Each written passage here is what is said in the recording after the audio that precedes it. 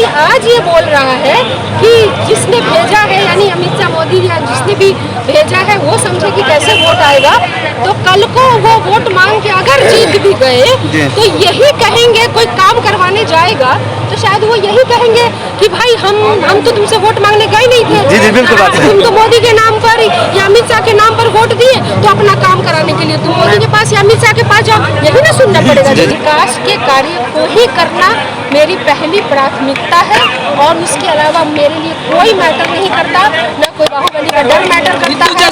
चुनौती नहीं है, चुनौती देखिए चुनौती जैसी कोई चीज़ हमें नजर नहीं आती। लोगों को पता है शिवहर की जनता बहुत समझदार है, उन्हें पता है कि कैसे व्यक्ति को वो शिवहर के सांसद के तौर पे चुनेंगे। मुझे नहीं लगता कि कभी भी कोई बाहुबल को अपनाएगा या अपराध को अपनाएगा। कार्यकर्ता तो खुद यहाँ पे चार्ज है, उनके अंदर उत्साह है, उन्हें पता है कि जिस प्रत्याशी के तौर पे यहाँ पे भेजा गया है वो उनकी मांग भेजा गया है। और जब आप कहेंगे तो बात यह है कि जब घर में मुसीबत आती है तो सबसे पहले पड़ोसी को याद किया जाता है, बाहर वाले को।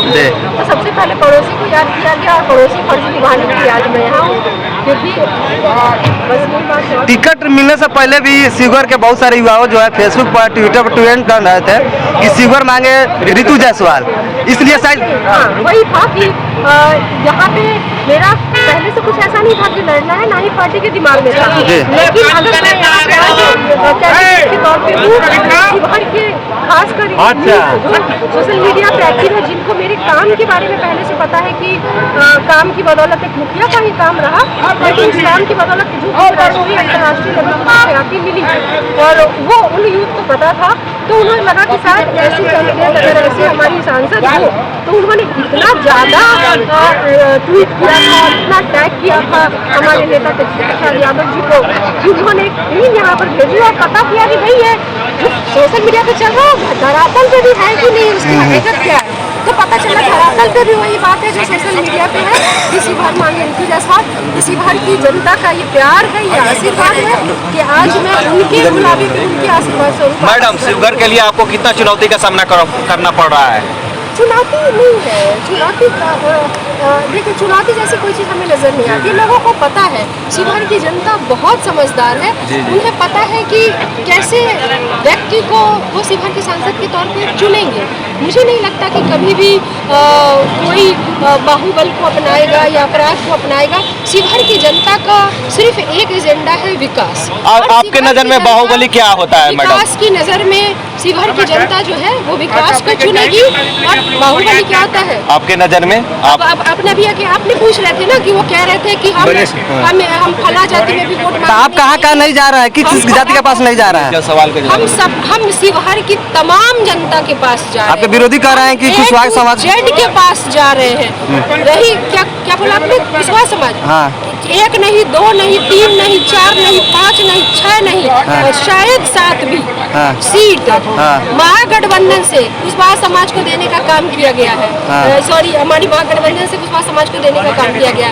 तो ये सब बातें जो A to Z को चरितार्थ करता हो, उसके अंदर कोई घमंड नहीं। आपके विरोधी कह रहे हैं कि हम लोग कुशवाहा समाज के पास, कुर्मी समाज के पास, वैश्य समाज के पास नहीं जाएंगे। इसको आप किस तरह से देखते हैं? मैंने सुना, मैंने भी वो सुना जहाँ वो कह रहे थे कि ये अमित शाह जी और मोदी जी समझे कि कैसे हमको ये वोट मिलेगा, हम इनके पास नहीं जाएंगे, ऐसा कुछ।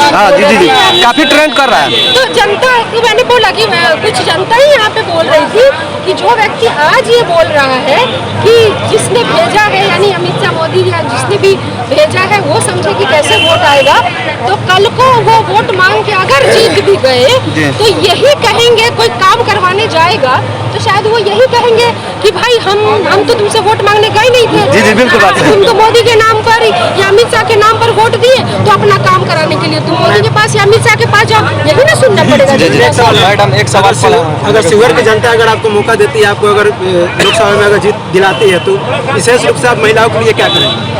मैं महिलाओं के लिए निश्चित तौर पे चाहूँगी कि वो आर्थिक रूप से मजबूती में वो महिलाएं, वो पहली प्राथमिकता होगी। अब मेरी पहली प्राथमिकता महिलाओं को आर्थिक रूप से मजबूत हो, उसके लिए लघु उद्योग इस तरह की चीज़ें खोली जाए, उन्हें वो लोन की राशि मुहैया कराई जाए, उसमें करके कम ही पैसे सही, लेकिन ये देश उस दिन बदलेगा ना जब महिलाओं को अपने पति के सामने पैसे के लिए हाथ नहीं फैलाना पड़ेगा।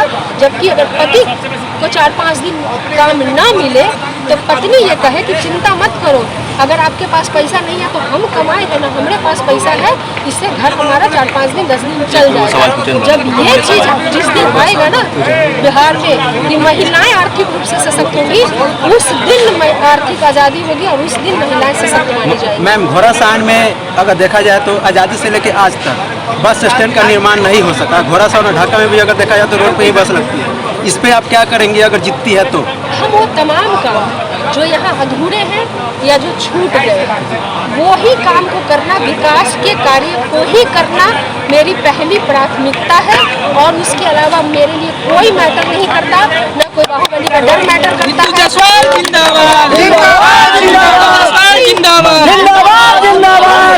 इधर से उधर बैठा हुआ मतलब मुझे मैटर ही नहीं करता। ऋतु जायसवाल को भाषण 4 घंटा सुने हैं तो सिर्फ और सिर्फ विकास की बात होगी। अगर ऋतु जायसवाल के सामने आप माइक लगा रहे हैं तो सिर्फ और सिर्फ विकास से संबंधित बात कीजिए। मैडम, एक सवाल, भविष्य का सवाल पूछिए। शिवहर के लोगों की तकलीफ वो कैसे दूर होगी, किसानों की तकलीफ, मजदूरों की तकलीफ, ठेला चलाने वाले, रिक्शा चलाने वाले, इन सबों की तकलीफ कैसे सुलझेगी, उनके हाथ में काम कैसे आएगा, ये वाणी जब सदन में ऋतु जायसवाल की गूंजेगी आवाज बन करके तो मुझे लगेगा कि शिवहर का विकास भी होगा और शिवहर के लोगों की मैडम, आप आई है जिस रास्ता से, रास्ता का स्थिति काफी जर्जर है। घोड़ासहन का रास्ता जर्जर है, मोतिहारी जाने वाला चिरैया का, एक मिनट मेरा सवाल सुनिए, चिरैया का रास्ता जर्जर है। तो क्या मेरे आप चैनल पे वादा करते हैं कि आप जीत जाइएगा उसके बाद रोड बन जाएगा? जनता आपसे उम्मीद करती है कि बन जाएगा।